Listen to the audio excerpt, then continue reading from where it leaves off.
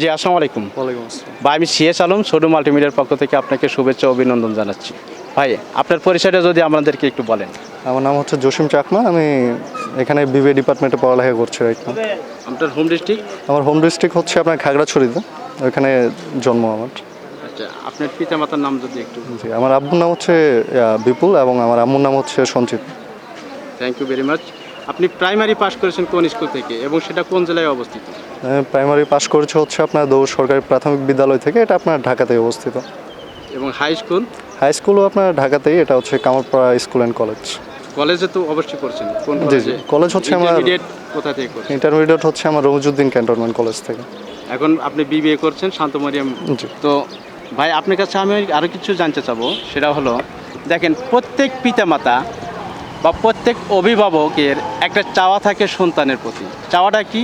এই যে পিতামাতা যে মাথার ঘাম পায়ে ফেলে সন্তানের জন্য উপার্জন করে সন্তানকে এই যে প্রাইমারি পাস করাইছে, হাই স্কুল পাস করাইছে, তারপরে কলেজ থেকে ইন্টারমিডিয়েট করে ভার্সিটিতে আপনাকে দিয়েছে, এর মধ্যে আপনার পিতামাতার অনেক শ্রম গেছে। কিন্তু আপনার প্রতি পিতামাতার চাওয়াটা কি?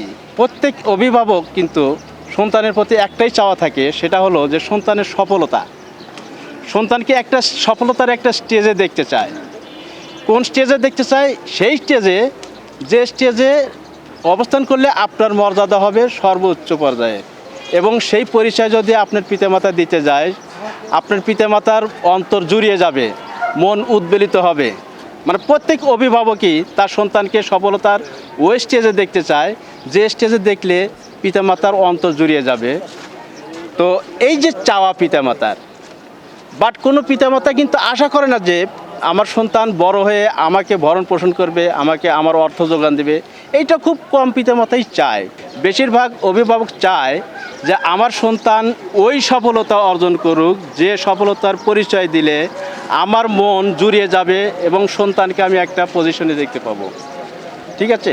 এই যে পিতামাতার চাওয়া, এই চাওয়াটাকে বাস্তবে রূপদান করতে আপনি সন্তান হিসেবে মানে আপনার প্রস্তুতিটা কেমন, বা আপনি কি করে যাচ্ছেন, কিভাবে চেষ্টা প্রচেষ্টা নিজের চালিয়ে career-টা যাচ্ছেন? আমি কিভাবে develop আপনার করব? নিজেরকে বা আপনারই স্বপ্ন কেমন, আপনি নিজেকে কোথায় আবিষ্কার করতে চান? এই যে আপনার একটা চাওয়া থাকে যে আমি নিজেকে এই একটা স্টেজে নিজেকে আবিষ্কার করতে চাই, একটা লক্ষ্য উদ্দেশ্য থাকে।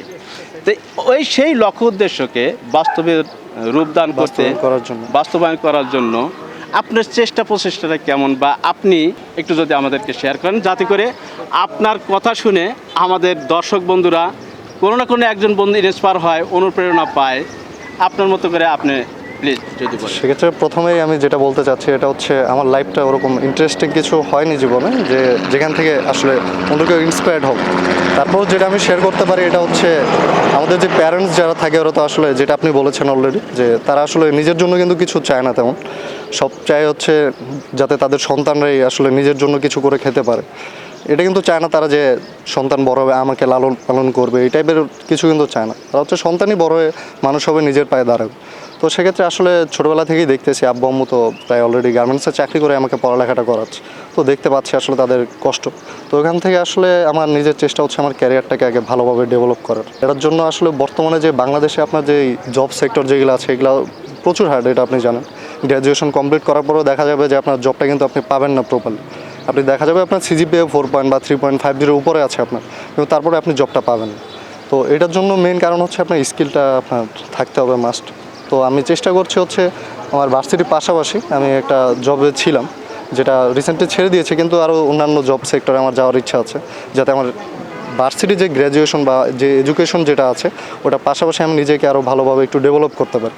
তবে আমার হচ্ছে ছোটোবেলা থেকে তো আমি তো হচ্ছে আপনার প্রায় পার্বত্য অঞ্চলে আমার জন্ম, কিন্তু বড় হচ্ছে এখানে আপনার ঢাকা শহর। এখানে আমার হচ্ছে আপনার যে বর্তমানে যে ডিজিটাল যে আপনার এই ঢাকা শহর বিল্ডিং ইট পাথরের যে শহর আছে, এটা আসলে আমার ওইভাবে এখন বর্তমানে পছন্দ হয় না।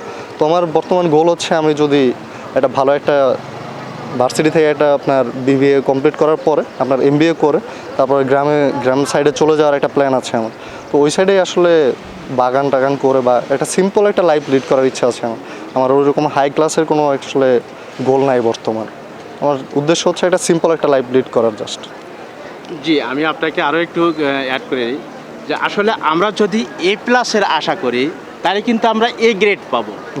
আর আমরা যদি এ গ্রেডের আশা করি এ প্লাস তাহলে কিন্তু আমরা বি গ্রেড পাবো। তো আমাদের আশাটা যদি ছোট হয়ে যায় তাহলে আমাদের চেষ্টা প্রচেষ্টা কিন্তু অনুরূপভাবে আমরা করতে পারবো না, দিতে পারবো না, আমাদের শ্রম দিতে পারবো না। তো কাজেই আপনি কেন এত ছোট আশা করতেছেন? আপনি কেন বড় আশা করবেন না? মানে আপনার কি নাই? মানে আপনি কিসের কি ঘাটতি মনে করতেছেন? আপনি নিজের মধ্যে এই জিনিসটা ঘাটতি আছে, অর্থ নাকি না আমার এখন তো যেটা আসলে বলা ঠিক না, যে চাকরির ক্ষেত্রে কিছু রেফারেন্স দরকার থাকে, ওটা নয় বাদই দিলাম। যদি মেধা থাকে এবং আমার ডিগ্রি থাকে সেক্ষেত্রে রেফারেন্স কোনো ব্যাপার না, রেফারেন্স লাগে না সাধারণত। আমাদের মাননীয় প্রধানমন্ত্রী কিন্তু এখন অনেকটাই মানে স্মার্ট বাংলাদেশ গড়ার প্রত্যয় নিয়ে এই চতুর্থবারের মতো ক্ষমতায় এসেছেন। তো আমরাও চাচ্ছি সেই স্মার্ট বাংলাদেশ গড়ার সহায়ক ভূমিকা আমাদের অবস্থান থেকে কীভাবে পালন করে যেতে পারি। আচ্ছা, সেক্ষেত্রে আসলে আমি যেটা চাচ্ছি এটা আপনার কাছে মনে হতে পারে যে এটা আসলে ছোট, বা আপনার যেটা বললেন আপনি এ প্লাস আমি কেন চাচ্ছি না, বা গোল্ডেন এ প্লাসের দিকে কেন যাচ্ছি না, এটা আপনার কাছে এটা মনে হতে পারে। কিন্তু আসলে আমার পার্সোনাল প্রেফারেন্স অনুযায়ী আমার কাছে সিম্পল একটা লাইফ লিড করাই আমার কাছে আসলে, কারণ আমি সুখে থাকলে হচ্ছে। আমি এটা আপনার লাখ টাকা দিয়েও সুখে থাকা যায়, আপনার 10 টাকা দিয়েও সুখে থাকা যায়। যেটা আমি চাচ্ছি হচ্ছে গ্রামে যে আপনার একটা সিম্পল একটা লাইফ লিড করার, কারণ আমি ছোটোবেলা থেকে তো এখানে দেখছি আর কি, যেটা এটা আমার পছন্দ হয়নি, যার কারণে আচ্ছা, এটা আপনার পছন্দ, কিন্তু আপনার পিতামাতা কি, আপনার পিতামাতার যে একটা চাওয়া ছিল যে আমার সন্তানের সফলতা, জি।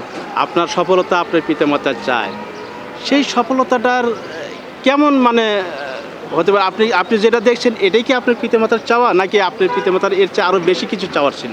সেক্ষেত্রে আসলে এটা আমার সৌভাগ্যই বলা যায়। আমি ওই টাইপের প্যারেন্টস পাই নাই যারা মানে এ প্লাস পাইলেই শুধুমাত্র তার সন্তানের রেজাল্ট নিয়ে খুশি হবে। তো এটার জন্য আমি আসলে আব্বু আম্মুকে অনেক থ্যাঙ্কস বলবো ফার্স্টেই, কারণ আমি আপনার এসএসসি বা জেএসসিতে আমার রেজাল্ট একদমই ভালো ছিল না, ওইসব নিয়ে অবশ্যই তারা দেয় নাই আসলে। অবশ্যই আপনার পিতামাতাকে ধন্যবাদ না দিলেই নয়। কী কারণে? এই যে দেখেন, আপনি পরিচয় দিলেন আপনার পিতামাতা গার্মেন্টসে জব করে আপনার মতো সন্তানকে মানুষের মতো মানুষ করার জন্য যে শ্রমটা দিয়ে যাচ্ছে, অর্থর যোগান দিচ্ছে, অবশ্যই পিতামাতা এই জিনিসটা ছোট করে দেখার মতো কিছু না, অবশ্যই বড় কিছু। তো যাই হোক, আপনার চাওয়াটা খুবই ভালো, যতটুকু নিয়ে গেছে আপনি আপনার আপনার অবস্থান থেকে আপনার চাহিদাটা নির্ধারণ করতে পারছেন। তো আপনার কাছে চাবো যে আপনার আরও তো বন্ধুরা আছে, বা আপনার এই যে আজকের সাক্ষাৎকার আমার এই সডু মাল্টিমিডিয়ার অনেক দর্শকবিন্দু দেখবে। তো এই দর্শকবিন্দুদের উদ্দেশ্যে মানে আপনি কি বলতে চান? তারা তাদের জীবনের স্বপ্ন কিভাবে দেখবে, বা স্বপ্ন বাস্তবায়ন করতে গেলে তাদেরকে কি কি করণীয় আছে যদি দর্শকদের উদ্দেশ্যে? সেক্ষেত্রে আসলে বই খাতা কলমে তো অনেক কিছুই বলে আপনার, কিন্তু সেক্ষেত্রে হচ্ছে আপনার লাইফটা যদি আপনি যদি ভালোভাবে যদি লিড করতে চান, সেক্ষেত্রে আসলে আপনার গোলটা আগে সেট করতে হবে। সেখানে আপনি যে শুধুমাত্র একটা গোল নিয়ে থাকবেন এরকম না, আপনি চাইলে 2-3টা গোল সেট করে রাখতে পারেন। আমি নিজেকে এই অবস্থানে দেখতে চাচ্ছি, বা আমি নিজেকে এইভাবে ডেভেলপ করতে চাচ্ছি। তো যেটা আসলে আমার ছোটো থেকে আমি গাইডলাইন ওইভাবে পাই না, যার কারণে এটা আমার একটু লেট হয়ে গিয়েছে।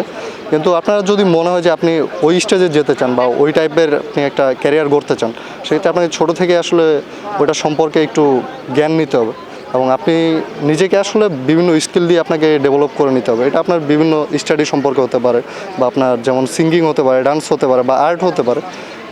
ওইসব স্কিল নিয়ে যখন আপনি নিজেকে একটু ডেভেলপ করে ফেলবেন, তারপরে দেখবেন যে আপনার আপনি যেটা পারেন, যেমন আপনি ধরলাম যে আপনি গান শিখেছেন, আপনি গান শেখার কারণে দেখতে পারবেন যে আপনি যেখানেই যাবেন আপনার একটা সার্কেল হয়ে যাবে। কারণ যারা অন্যজন যারা আছে আপনার গান করে বা গান বাজনা পছন্দ করে, ওদের নিয়ে আপনার একটা সার্কেল তৈরি হয়ে যাবে। তো ওদের সাথে থেকে আপনি আরও অনেক কিছু শিখতে পারবেন, যার কারণে দেখতে পারবেন যে আপনি নিজের অজান্তেই কার কাছ থেকে আপনি কী কী শিখছেন, যেটা আপনাকে লাইফে আসলে অনেক দূর এগিয়ে নিয়ে যাবে। যেটা আমি নিজে থেকেও আসলে শিখেছি। যেমন আমি বিভিন্ন জব, মানে গত যে আমার যে জবটা ছিল ওইখান থেকে আসলে আমার বিভিন্ন মানুষের সাথে আপনার পরিচয় হয়েছে, যারা হচ্ছে বিভিন্ন সেক্টরে জব করে, বা আপনার তাদের মাধ্যমে আমি বিভিন্ন এক্সপিরিয়েন্স আসলে তাদেরকে দেখেছি বা শুনেছি তাদের থেকে। এবং আমি যদি এখন যদি কোনো জব করতে চাই, ইজিলি আমি তাদের কাছ থেকে রেফারেন্সটা পেয়ে যাচ্ছি, তারা আমাকে বলতে পারছে। ওই টাইপের হচ্ছে আপনার যখন কোনো স্কিল থাকবে আপনার, ওই টাইপের আপনি ওই সব মানুষদের সাথে একটু চলাচল করার চেষ্টা করবেন, এবং ছোটো থেকে হচ্ছে ওইটা নিয়ে একটু নলেজটা রাখার চেষ্টা করতে হবে, এবং একটা গাইডলাইন অবশ্যই রাখতে হবে প্যারেন্টসদের, যেটা আসলে আমি পাইনি। কারণ আব্বু আম্মু ওইভাবে আমাকে গাইডলাইন করার সময়টা পাইনি, কারণ অলওয়েজ আপনার গার্মেন্টসের চাকরি করাতেই ব্যস্ত ছিল। তো যেটা আমি শিখেছি নিজে থেকে, আপনার বন্ধুবান্ধব থেকে ঘুরে, যেটা আসলে ওইভাবে প্রপারলি শেখা হয় না, যার কারণে আসলে লেটটা হয়ে গেছে। Thank you. তো ভাই, আপনি যে এখন বর্তমানে যে প্রতিষ্ঠানে আছেন, বিবিএ করছেন, জি সেই প্রতিষ্ঠানের নাম এবং অবস্থানটা যদি একটু কাইন্ডলি বলেন। জি সেক্ষেত্রে আসলে আমি এখন বর্তমানে শান্তমরিয়ম ইউনিভার্সিটি এটাকে বললে সবাই চেনে, এটা হচ্ছে পার্মানেন্ট ক্যাম্পাস আপনার দিয়াবাড়ি 17 নম্বর সেক্টর। আপনাকে অসংখ্য ধন্যবাদ ছোটো মাল্টিমিডিয়ার পক্ষ থেকে আপনার ব্যক্তিগত আপনাকেও মতামত ধন্যবাদ। এবং আমাদের ছোটো মাল্টিমিডিয়াকে সহযোগিতা করার জন্য। এটা কোনোটাই ছোট না, আশা করছি আপনারা একদিন সফল হবেন।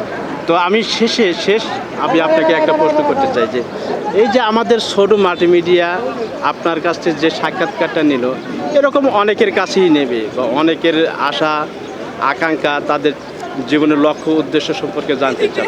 এই যে জানতে চাওয়া, এটাকে আপনি কিভাবে দেখছেন? আপনি যদি ছোট্ট করে একটু মতামত দেন আমাকে। সেক্ষেত্রে আপনারা যেটা করছেন এটা অবশ্যই ভালো, কারণ আমার লাইফে তো অত ইন্টারেস্টিং কিছু হয়নি, কিন্তু হতে পারে আপনার আশেপাশে আরও কেউ আছে যাদের লাইফে হয়তো শিক্ষণীয় অনেক কিছু আছে। তো এটা থেকে একজনকে আপনি পেয়ে যাবেন যার লাইফটা অনেক ইন্সপায়ারিং হোক। তো এমন কাউকে যখন আপনি পেয়ে যাবেন তার লাইফ থেকে হয়তো অনেকজন দেখবে এবং অনেকজনই অনেক কিছু শিখতে পারবে। আমারটা থেকে না শিখলেও অন্যদেরটা থেকে অবশ্যই শিখতে পারবে। থ্যাংক ইউ ভেরি মাচ, আপনাকে অসংখ্য ধন্যবাদ আমাদের ছোটো মাল্টিমিডিয়াকে সহযোগিতা করার জন্য এবং দেশ ও জাতি গঠনের আপনিও একজন অংশীদার হয়ে গেছে। ধন্যবাদ। ধন্যবাদ। আসসালামু আলাইকুম।